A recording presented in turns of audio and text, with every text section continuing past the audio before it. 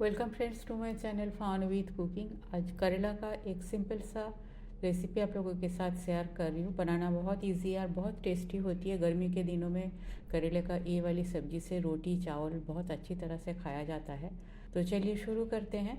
Recipe पसंद आए तो मेरे चैनल को लाइक शेयर और सब्सक्राइब करने का रिक्वेस्ट रहा।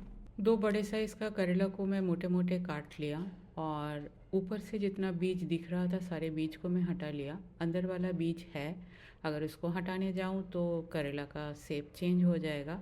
और 2 आलू लिया, आलू को भी 2 टुकड़ा करके मैं करेला के साथ ही बॉईल कर लूँगी। तो प्रेशर कुकर में मैं करेला को डाल देती हूँ और दोनों आलू को मैं बीच में से काट लिया, आधा आधा कर लिया, इसे भी डाल देती हूँ और थोड़ा सा पानी डाला जिससे ये कुक हो जाए और ज़्यादा पानी भी ना बचा रहे कुकर में। मीडियम फ्लेम में 1 व्हिसल इसको लगा लेती हूँ। कुकर प्रेशर रिलीज़ कर चुका है।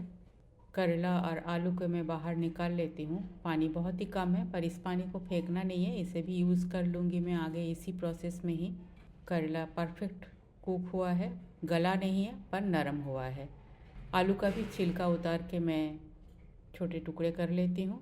करेला और आलू को मैंने रेडी कर लिया बॉईल करके। इधर तेल भी गर्म हो गया है। पहले करेला को फ्राई कर लेती हूँ। अब बिना फ्राई करके भी बना सकते हो पर फ्राई करने से लास्ट तक इसका शेप मेंटेन रहेगा। एक साइड हो गया है, पलट देती हूँ। बिल्कुल कड़क करके फ्राई नहीं करना है, बस थोड़ा सा ब्राउन कलर आ जाए उतना ही काफ़ी है।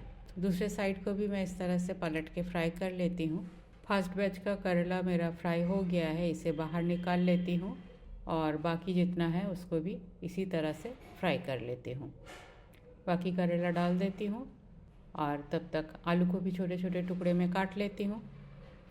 दूसरा बैच का करेला भी फ्राई हो गया है, इसे भी बाहर निकाल लेती हूँ और इसी तेल में थोड़ा सा जीरा डाल दिया।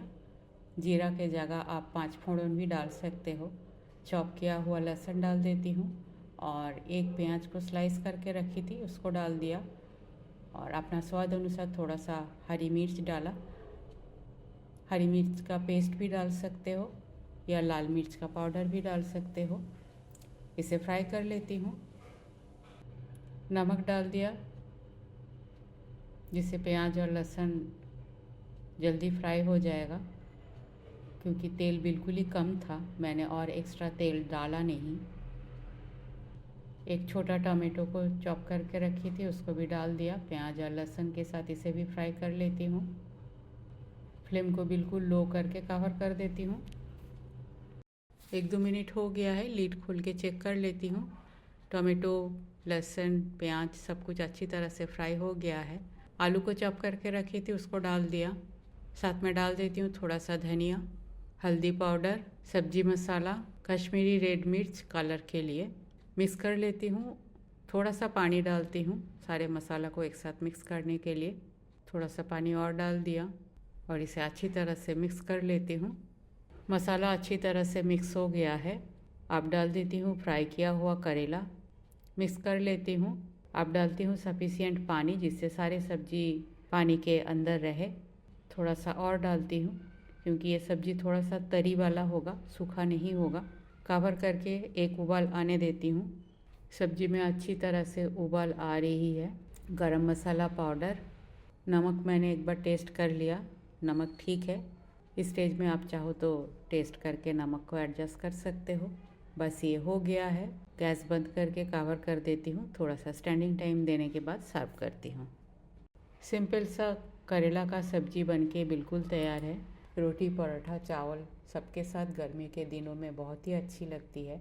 रेसिपी पसंद आई तो मेरे चैनल को लाइक शेयर और सब्सक्राइब करने का रिक्वेस्ट रहा।